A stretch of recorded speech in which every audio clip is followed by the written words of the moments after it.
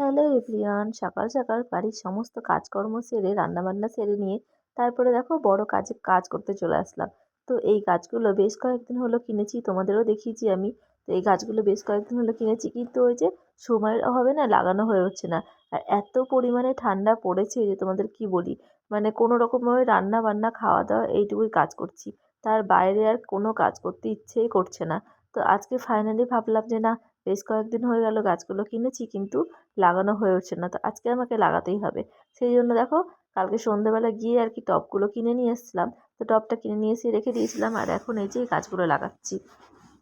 আর আমাকে হেল্প করার জন্য দেখেছো কতজন আছে। প্রথমে তো মানে আমি আসছিলাম একা একা গাছগুলো লাগানোর জন্য। তো যেই বাগানে এসেছি গাছগুলো লাগানোর জন্য, তারপরে এই যে আমার সব সঙ্গীরা সবাই আমাকে হেল্প করার জন্য চলে এসেছে। তো বেশ ভালোই হলো, ওরা আমাকে একটু হেল্প করে দিল। আর আর কি মাটি সব টবগুলোতে আর কি মাটি ভরার কাজে